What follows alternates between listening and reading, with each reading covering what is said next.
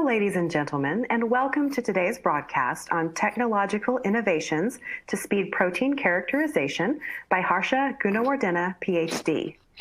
I am Jennifer Woods of LabRoots, and I will be moderating today's event. Before we begin, I'd like to encourage you to engage with us. You can submit as many questions as you want at any time you want during the presentation.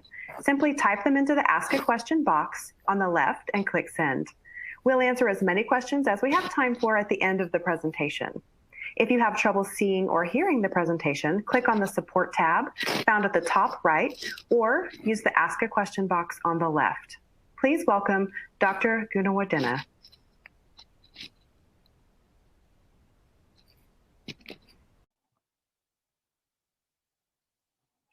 Good morning. Welcome, everyone.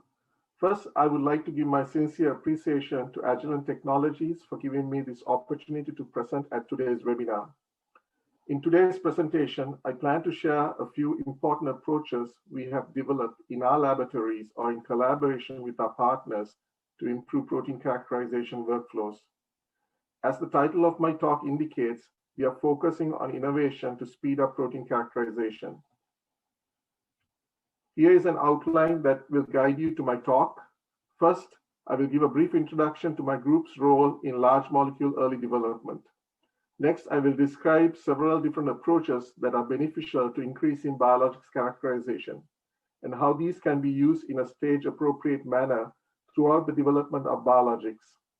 Finally, I will conclude my talk by summarizing our findings and what we hope to accomplish in the future. This figure represents the general stages in large molecule early development. Once a target is declared during pre-portfolio research, candidates in the range of 100 to 1,000 molecules get screened and filtered through lead generation and lead selection to less than a few dozen molecules that enters our department, the Cell and Developability Sciences, or CDS for short. The CDS group is responsible for the selection of the cell line that goes into late-stage development, and it's a function that sits in between discovery and development. The analytical function within CDS uses mass spectrometry to characterize molecules generated during cell line selection activities. These molecules include, as you can see, mAbs, drug conjugates, vaccine, and multi-specific mAbs used in immuno-oncology. Cell line development is depicted in this figure as a funneling process where the most desirable clone is selected based on product quality, expression stability, and titer. CLD starts with the transfection of the expression vector with a gene of interest into a host cell line, usually a Chinese hamster ovarian cell line. Single cells are next plated by isolating clones from pools using process known as VIPS, or verified in situ plate seeding. These single cell clones are then expanded to 96 deep well plate screenings, fed batch shake flask screenings, and final amber bioreactor screenings to finally select the top clone. The entire process takes 6 months from transfection to selecting a manufacturing cell. We use fit-for-purpose analytical methods, including mass spectrometric assays for product quality analysis throughout this screening process, as highlighted in the yellow boxes. Recently, a new process has been implemented in CLD to reduce timelines, where the process takes 4.5 months from transfection to clone selection.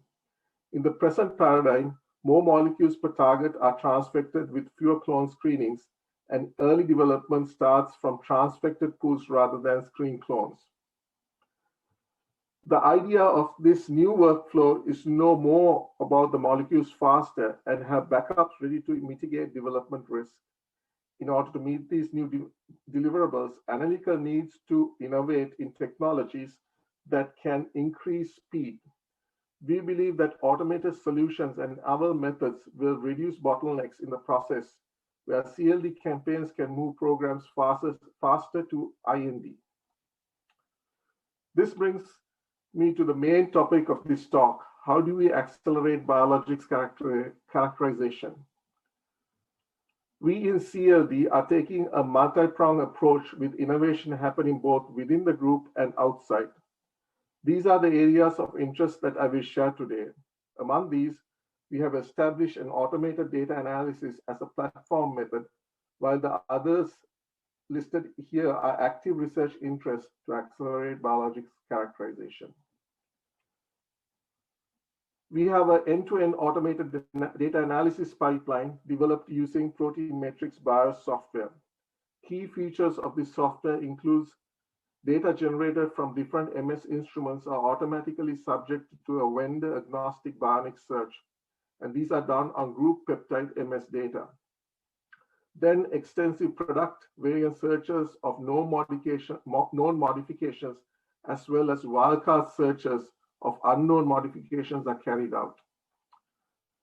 Validation of results and automatic export of results are also possible. Finally, data aggregation with molecular information is done using gene data biologics. Recently, we have integrated intact MS analysis workflows with peptide mapping for joint reporting and comparison of modifications. Here's an example of this approach where we compare modifications of an intact antibody after mass deconvolution with the reconstructed spectrum of modifications estimated from the peptide map of the same antibody. These profiles show good similarity. We are also interested in improving sample digestion speeds. Microdroplet-assisted digestion work was a Janssen collaboration with groups at the New Jersey Institute of Technology and Stanford University who are pioneering these methods. Conventional digestion methods are time-consuming and not amenable to high-throughput characterization of biotherapeutics. Here we describe a method of generating microdroplets using a mixing tea where reactants are mixed prior to electrospray ionization, or reactants are introduced separately and allowed to react after electrospray ionization. These methods enable comprehensive digestion and reduction of disulfides of antibodies at an unprecedented speed of 4 seconds in the former case to as fast as 250 milliseconds per sample in the latter case. Ides and PNGAse F, two of the most widely used enzymes for antibody digestion, in conjunction with a TSEP chemical reduction is performed via multiple sequential reactions or in a single reaction step using these microdroplets. Here's a monoclonal antibody Fab and single-chain FC fragments that are generated by Ides enzyme and compared with in-solution digestion. The top spectrum shows completed digestion of the antibody to Fab and single-chain FC fragments in 4 seconds. The bottom spectrum shows the same intact antibody that remains undigested after 5 minutes of in-solution digestion. Considering typically in-solution digestion of a mAb with Ides takes approximately 30 minutes or longer to complete, microdroplet digestion offers a 450x improvement in speed. We next generate antibody subunits by reduction and Ides digestion. The reaction performed in a T-junction takes place in approximately 4 seconds. The deconvoluted mass spectrum shows light chain FD and the single chain FC fragments that are each approximately 25 kilodaltons. The single chain FC fragments show characteristic glycans. The same reaction when performed in real time using 2 emitters, with the second emitter needle is nebulizing charged solvent ions that react with the neutral antibody fragments, generate charged fragment ions. All 3 antibody fragments are observed in 250 milliseconds, which is a 7 million x increase in digestion speeds. Ides digestion plays an important role in the structural characterization of antibody chains for modifications. The stop spectrum was generated as before by reduction and Ides digestion of antibodies that were subjected to glucose stress. The deconvoluted mass spectrum shows light chain, FD fragments, and their mono and diglycated forms. However, we are unable to determine FC glycation due to the presence of glycosylation. Both glycan and glycosylation masses are the same. We next performed PNGAse F deglycosylation in microdroplets, where 90% of the antibody gets stripped of their glycans in 4 seconds, as seen in the deconvoluted spectrum at the bottom. Finally, we combine PNGAse F reactions with Ides digestion and reduction to generate FC fragments free of any glycosylation. We are also interested in improving sample separation speeds to accelerate biologics characterization. I will show a couple of case studies on how we use separations technologies to speed up characterization. In the first case study, we are investigating clipping on an FC fusion protein. Clipping can take place where non-enzymatic mechanisms as well as due to the activity of enzymes present in cell culture harvest. Identification of clip sites are challenging, and clip sites are important in the development of safe and efficacious therapeutics. Here's our workflow for clip site identification. We label proteins with TMPP, which is a chemical tag that preferentially reacts with mostly N-termini of a protein, and then we digest this protein with trypsin or any other protease. The digested peptides that have the TMPP tag are combined by detecting of specific report ions upon MS2. Further report ions are used to trigger additional MS2 scans to confirm the sequence. Using this approach, we examine the diagnostic utility of report ions with over 1,000 TMPP labeled peptides from a K562 cell line total cell digest. In addition to the highly selective nature of these report ions, we noted that most labeling occurs at the N-terminus and that labeled peptides are significantly hydrophobic compared to their unlabeled peptide counterparts. Therefore, these peptides elute during the rapid sawtooth ramps of the LC gradient, as shown here. Using this information, we have completely automated the process for looking at clip sites where an assay map Bravo system is used for labeling and digestion steps of this workflow. And rapid LC separation followed by targeted MS is performed to detect clip peptides all within 12 minutes. Rapid and highly selective separations are achieved for detecting clipping of the FC fusion proteins, as well as NIS-MAP N-terminus, and we can obtain ROC curves with high sensitivity and specificity for the K562 label peptides when retention time of the label peptide used as the predictor. As you can see, we get a very decent ROC curve with the AUC of greater than 99%. In the second case study, we are using ion mobility separations performed using structures for lossless ion manipulations, or SLIM, to speed up biologics characterization. SLIM experiments were performed in a Janssen collaboration with Mobile Ion Systems, who is the exclusive licensee of the SLIM technology for commercialization purposes. In this workflow shown here, we investigate the released glycans from human serum IgG of lupus and healthy subjects. IgG from serum is purified, and glycans from purified IgG are released and labeled. These released glycan samples are then introduced using an Agilent LC by flow injection to a SLIM device that is coupled to an Agilent 6545XT mass spectrometer. The animation shows the operation of SLIM-IMS mobility MS system. We introduce a 30 centimeter long slug of sample by flow injection. These molecules are ionized by electrospray into a heated capillary and focused using an ion funnel. The total SIM path is 13 meters long, serpentine path where ions can be accumulated on board and released based on the collision cross sections. The arrival time for ions are recorded along with their mass spectra to give us a two-dimensional plot of mobility and MOZ. 55 ion packets are collected within these 2 minutes of flow injection runs. This gives us roughly 14 ion packets of data for the 30 seconds of the flow injection. This is a comparison of HILIC-MS with SLIM-IMS MS analysis of released glycans. we can see that a typical HILIC run takes 15 minutes to separate glycans, whereas IMS can separate glycans in less than seconds of runtime. The table shows that many more glycan species are detected using 2 minutes flow injection run in comparison to the 15 minutes of HILIC run times. We detected glycans that have a wide range of MOZs and drift times.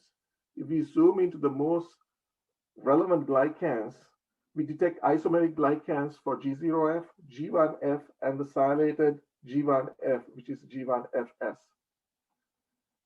Here's an overall view of the glycan distributions for both lupus and healthy subjects. We also have 2 global internal standards from pool glycans for healthy and lupus samples we collected, which are labeled as control 1 and control 2. It is known that galactose levels are implicated in autoimmune disorders. Low galactose levels have been reported for rheumatoid arthritis by us and others in previous studies.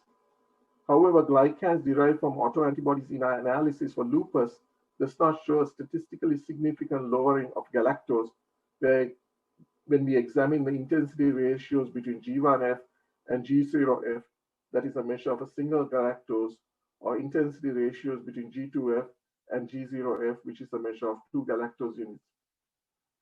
We next looked at additional isomers observed by SIM separations. For example, G1F glycan is resolved into 3 reproducible peaks. This was performed in triplicate measurements for all samples that were analyzed. We used the intensities of the 3 G1F isomeric species as separately as predictors to categorize lupus and healthy subjects. To our surprise, rock curves of the 3rd G1F glycan species is more predictive of the disease state compared to the 1st and 2nd G1F glycan isomers. In the 3rd case study, we are using SLIM separations to speed up characterization of antibody-drug conjugates, or ADCs. An important parameter of evaluating the conjugation of a small molecule drug to the antibody is drug-to-antibody ratio, or DAR value. Traditionally, we have obtained DAR values using time-consuming 2D LC-MS analysis. Here we are using size exclusion chromatography separation in the 1st dimension, followed by reverse phase separation in the 2nd dimension, using multiple hard-cutting 2-dimensional LCs to obtain DAR values by the MS signal. In this analysis, we observed that the SEC retention time correlates very well with the DAR value. Alternative to this, we can speed up the characterization using SLIM. SLIM ADC experiments were performed in a Janssen collaboration with the Pacific Northwest National Lab. In this experiment, we were able to rapidly and simultaneously identify conjugated species and estimate the DAR values accurately for both the heavy and light chains of a model antibody-drug conjugate. These DAR values were obtained in significantly less time compared to size exclusion chromatography of the intact antibody. And we can also see that the DAR values compare quite well with the SEC-MS. Multiplexing.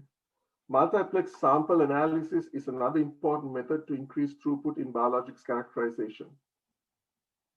Isobaric labeling reagents such as tandem mass tags, or TMT for short, and other reagents have been used widely in proteomics for relative and absolute quantification.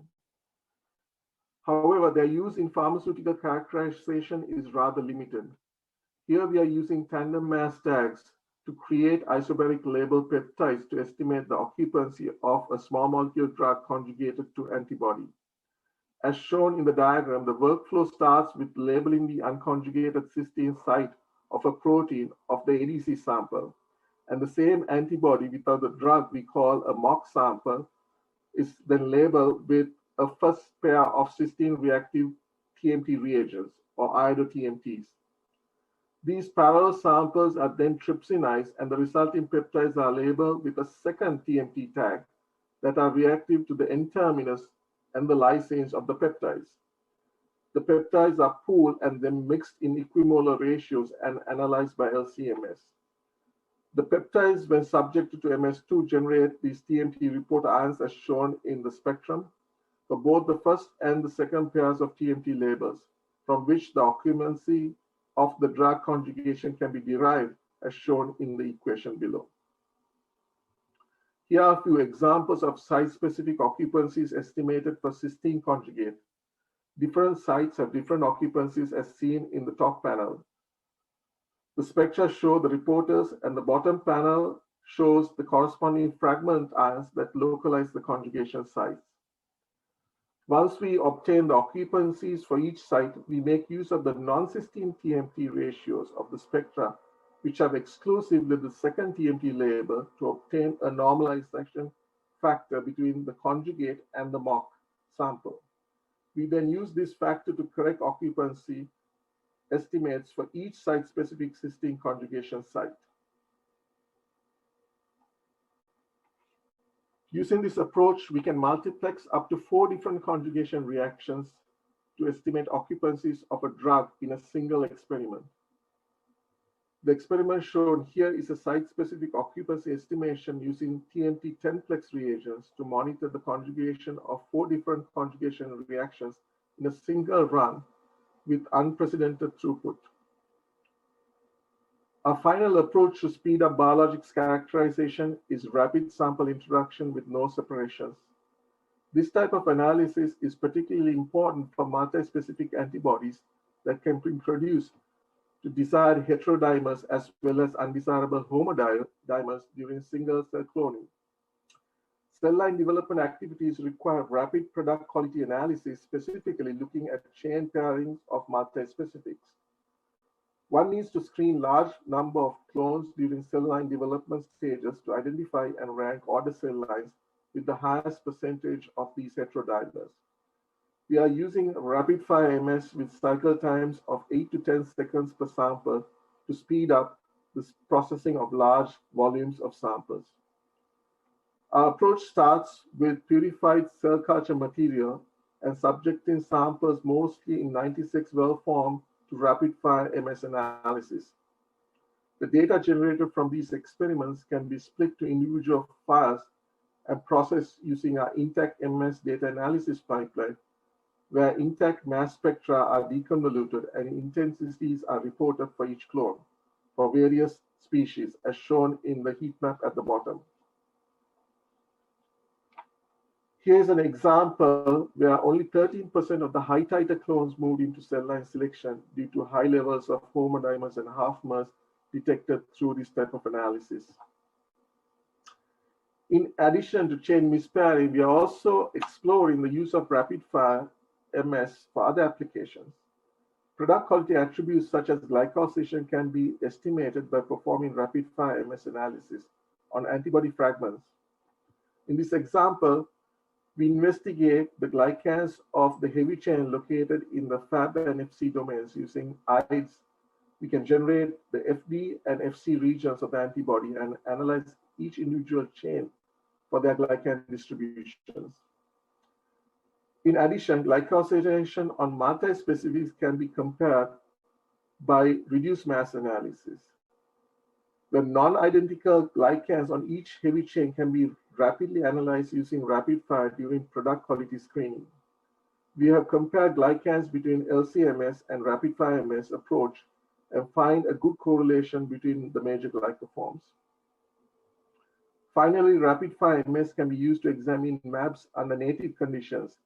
And here we are using charge reduction to strip charges on a monoclonal antibody to increase the distribution of peaks that we believe will help to improve charge deconvolution. In this example, we are increasing the flow of the charge reducing reagent introduced from the Agilent reference spray every 5th injection during the rapid fire run. In conclusion, I hope you have seen the variety of methods we have developed to accelerate biologics characterization in a stage-appropriate manner. These enabling technologies include increasing digestion speeds several million-fold using microdroplets.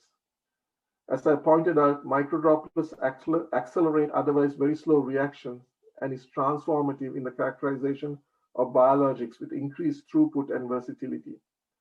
Next, we examine short gradient LCs and ion mobility separations to speed up analysis times at unprecedented speeds. Sample multiplexing for accurate and fast quantitation was also demonstrated using tandem mass tag approaches. And finally, rapid sample introduction from screening to product quality assessment of molecules was demonstrated. What is the future? Our future is looking bright.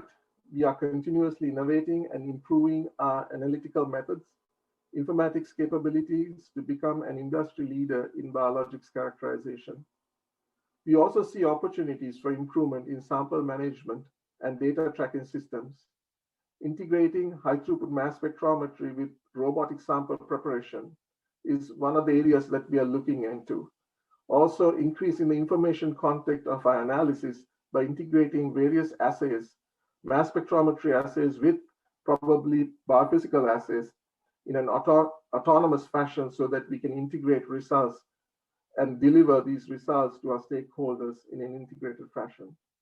We envision technological innovation will provide time to value in biologics characterization. With that, I would like to thank all the contributors at Janssen and our research partners and collaborators. Finally, I would like to thank you for your participation in this webinar and happy to answer any questions. Thank you.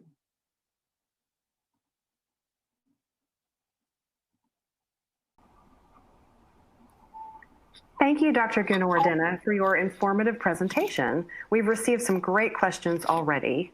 Our first question is microdroplet digestion being performed on chemical reactions? It is. So this technique has been pioneered by groups both at Purdue University and at Stanford. And both these groups, Professor Cooks and Professor Zaire, have performed these types of reactions for organic molecules. And this has a huge potential even for pharmaceuticals, biologics, where certain biologics need to be modified. One such example, which I've shown, is antibody-drug conjugates and various types of chemical modifications like TMPP. And these are some of these chemicals that we can use to modify the proteins, antibodies and antigens. And these are some areas that we are exploring in the future. Okay, great. Thank you. I have another question. Is the multiplex experiment, in the multiplex experiment, what is the use of the second TMT tag? Yeah, that's an excellent question. So this multiplex experiment is a little different to the typical proteomics experiment where researchers typically use one type of labeling reagent, either it's lysine or primary amine reactive reagents or cysteine reacting reagents. It has never been used together in a single experiment. So the idea behind this type of design is to use the second label to do normalization, especially when we are looking into conjugates in this particular experiment where we're trying to determine occupancy. The two work streams, parallel work streams, needs to be the protein amounts in the two parallel workflows need to be the same, similar. So in order to account for any errors introduced during experiments, such as mixing errors and reaction errors, we have to correct for the differences. So we do that by using the second reagent, which typically reacts with the N-terminus or a lysine on the peptide, that we can use to normalize the ratios and correct for any errors that were introduced during sample preparation. Okay, thank you for that. So far, we have one more question. In the clipping experiment, are there any tags you can use for detecting C-terminus clip sites? Yeah, excellent question again. So far, the reagents that are available chemically is to react with the N-terminus. There's no reagent that can efficiently tag at the C-terminus. However, as I pointed out, clipping is pretty important attribute in biotherapeutics characterization. Not all peptides that we measure during such experiments create peptides that are sufficiently long to be detected only at the N-terminus. So there needs to be reagents that can also attach to the C-terminus. Although there aren't any reagents that are available in the market, at least for now, that reacting with the C-terminus, there's some research groups, especially in the organic synthesis, where people are trying to develop C-terminal probes, bioconjugation probes, by using photochemical reactions. So these are still research interests, and they're still in research and not commercially available. But that is something that we would like to see happen and made available to the broader community, biological community, so that we can use this for biologics characterization. All right, well, thank you so much. As a reminder to our audience, questions we did not have time for today and those submitted during the on-demand period will be addressed via the email address you provided at the time of the registration. Thank you again to our speaker, Harsha Gunawardena, Ph.D., and to everyone who participated in this presentation. We hope you enjoy the rest of the event.